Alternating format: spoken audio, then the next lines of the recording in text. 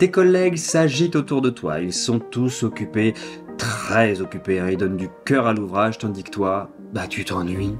Tu trouves le temps très long, tu vois les minutes qui n'avancent pas, voilà. T'as l'impression d'être invisible, délaissé, comme une plante de bureau qu'on vient arroser une fois par jour et encore.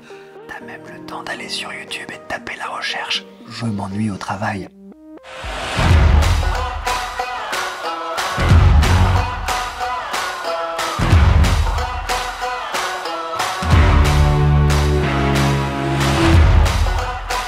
Salut, c'est Théo du Verger. Dans cette vidéo, je ne vais pas te parler de burn-out, mais de bore-out. Tu vois, ce syndrome que finalement on connaît encore trop peu, mais qu'il ne faut pas minimiser.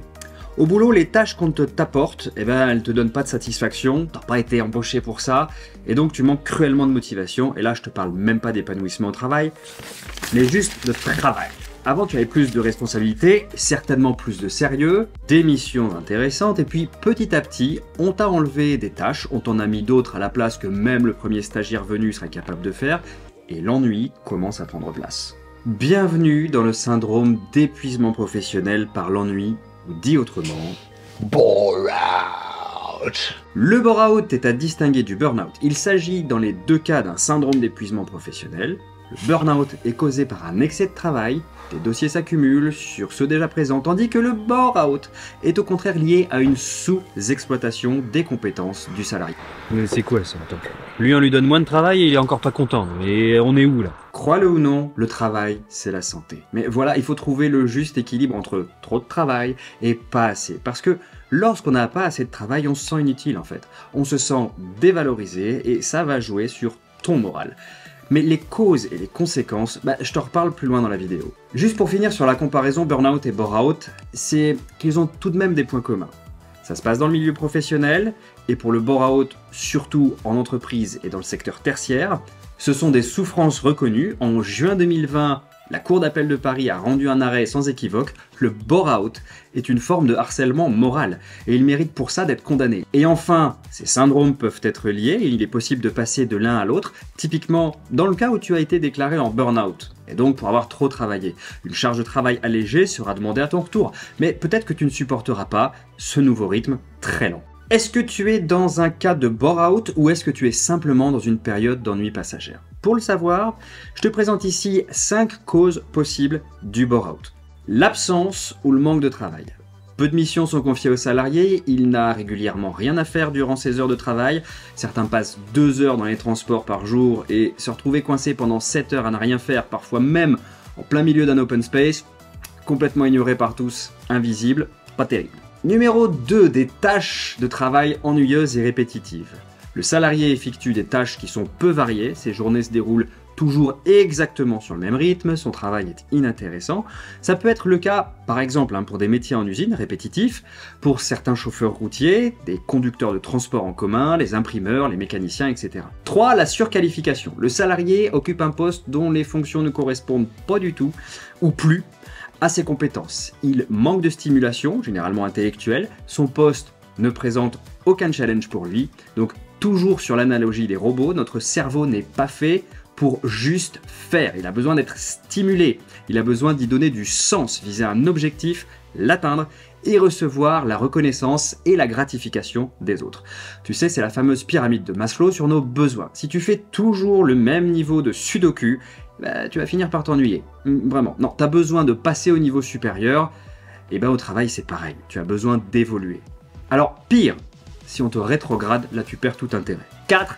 L'absence de perspective professionnelle. Le salarié, malgré ses efforts de travail, n'évolue pas au sein de l'entreprise. Il n'a pas d'espoir d'accéder à un meilleur poste ou à plus de responsabilités. Ça, c'est une cause aussi bien connue. 5. Le manque de reconnaissance au travail. Le salarié n'est jamais félicité ou jamais encouragé. Il a peu de contact avec ses collègues ou avec ses supérieurs. Son travail n'est pas utilisé ni mis en valeur. Les conséquences de tout ça, c'est qu'on se sent inutile aux yeux de la société, comme si on n'avait aucune valeur, que ce soit des valeurs professionnelles, mais même humaines en fait. Et n'oublions pas que l'homme est une espèce grégaire, on vit en groupe, nous sommes faits pour vivre au sein de ce groupe. Mais si les autres ne nous reconnaissent pas comme faisant partie du groupe, rapidement il y a un désinvestissement et nous pouvons tomber dans la dépression. Pour certains, leurs journées sont bien remplies, mais des choses qui ne le stimulent pas en fait. Ils sont dans une routine sans fin et ils ne se sentent pas très valorisés par ce qu'ils font. Même un robot s'épanouirait plus. Progressivement, la personne atteinte par le syndrome d'épuisement par l'ennui peut perdre toute motivation au point de se sentir complètement incapable de réaliser quoi que ce soit professionnellement.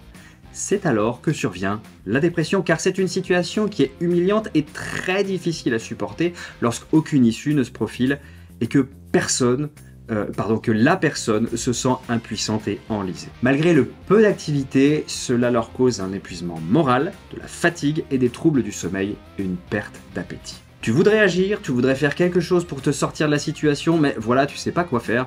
Car le plus dur dans tout ça, c'est qu'il ne s'agit pas de toi, mais souvent d'une mauvaise organisation de ta hiérarchie, et tu vois mal aller leur dire. Voici 3 clés qui pourront t'aider. Ta situation, elle n'est pas forcément comprise par les autres, donc parle-en à tes collègues. Tu pourras avoir leur point de vue, leur réaction, des conseils, pourquoi pas, une aide aussi, une aide active.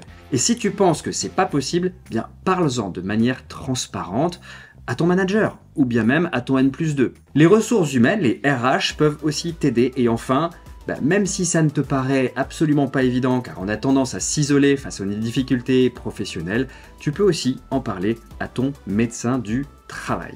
En dehors de tes heures de travail, ou pendant, si tu penses que c'est possible, tu peux t'investir dans des projets personnels. Tu as besoin de stimulation, tu as besoin de rêves à atteindre, tu as besoin de passion pour reprendre vie.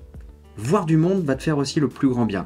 Faute de ne pouvoir agir au travail, t'investir dans des projets personnels peut t'aider à tenir le coup.